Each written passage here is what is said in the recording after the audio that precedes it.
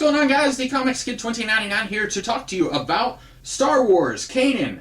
This is a 12-issue series written by Greg Weisman. That's the creator of the 1990s animated series Gargoyles, also the showrunner of the DC animated series Young Justice, and art by Pepe Larraz, Jacopo Cammagni, Andrea Brocardo, and David Curiel. And a while back, I talked about Star Wars Rebels Season 1, and I haven't gotten much further into the series, but in that season, my favorite character was Kanan, the character voiced by, oh man, what's his name? The guy from Scooby-Doo. Wow, cannot remember his name. Freddie Prinze Jr. I did eventually remember it. He was my favorite character in that season. So when I found out that there was a comic book devoted to a little bit of his backstory, I was all over that. Like I said, 12 issues here, two main storylines. The first storyline, spoilers by the way, if you're interested in reading this, go no further. But anyway, spoilers from here on out.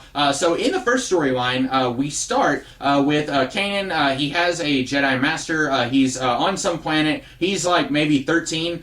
He's fighting in one of the Clone Wars skirmishes. He's friends with a few of the clones. And then the very end of the first issue, one of the clones gets a message from Emperor Palpatine saying, "Execute Order 66." And that was quite possibly the best way that you could start an ongoing story like this. I was like, oh wow, they're already starting with Execute Order 66. And then the rest of the first storyline is basically Kanan having to figure out how is he going to operate in the galaxy in this new world order when he is public enemy number one. And he is constantly on the run from these two clones that he was friends with. I don't know how this fits with the mythology that was added in the Clone Wars series. I know in that cartoon they explain that there's some kind of programming in the clones' minds that forces them to follow Execute Order 66. It's not like they all just said, oh, okay, let's just do what he says. It was like they were forced to do it, and if they were deprogrammed, then they didn't have to do it. This doesn't exactly follow with that. Like I said, I haven't watched a lot of Clone Wars, but there's two guys, and one of them is very red-blooded patriotic. The other one, towards the end of the storyline, he seems to regret his part in killing Kanan's Jedi Master. And so I don't really know how this fits, and to be honest, I don't care that much because I thought this was still a really good story. But anyway, this whole first storyline is basically Kanan trying to figure out, okay, I was a Jedi Padawan, I can't do that anymore, so what am I going to do? And it's pretty exciting, pretty thrilling throughout this whole first storyline. And then we get a little bit of stuff here and there in the present day, not a whole lot. I say present day, it's somewhere before the end of Rebels Season 1, because they are still referring to Ahsoka, I don't know how to pronounce her name. Sorry, fans of that character, I'm sorry. They're still referring to her as Fulcrum, which was her codename that the various rebel sects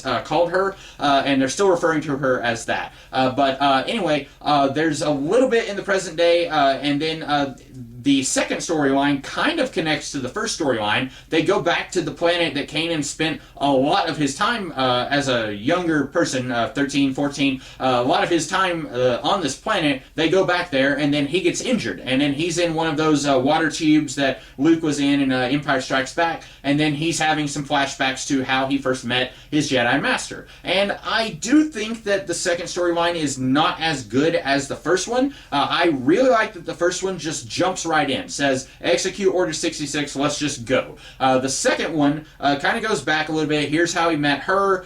They fought some bad guys. You get to see some of the characters that you saw in the first storyline, but they're playing very different roles. And so I think that it's a good storyline, but I feel like you've kind of deflated a little bit of your tension once you've already shown here's how Kanan kind of gets to be where he is a little bit. And it's not exactly like Solo, a Star Wars story, where everything that you know about Han Solo is all set in place by the end of the story.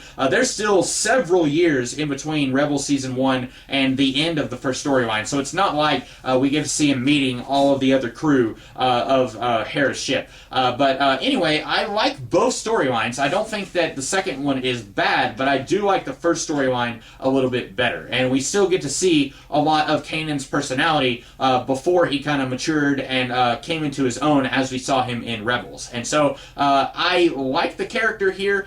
He is not exactly like Kanan in the show. I probably could have very easily been disappointed reading this, because when you watch the show, you see Kanan portrayed in a certain way, and then you find out there's a comic book about him. Oh, cool, I want to read that. Oh, it's him when he's a 13-year-old, and he acts very different. I don't know about that. But I liked him as a 13-year-old also. So it didn't bother me that he acts very different than he did in the show. I like him here, and I like him in Rebels. So that's about all that I have to say. I like this book. I hope that you guys will check this out. This is Kanan. This is the hardcover, collects all 12 issues, but I believe there is also two smaller trade paperbacks. The first one is called The Last Padawan, and I think the second one is called First Blood. So if you don't want to get this bigger hardcover, there are two smaller trade paperbacks that you can get. So that's about it here. I hope you guys liked this video, and if you did, I will see you guys in the future with some more videos. Have a great rest of the day.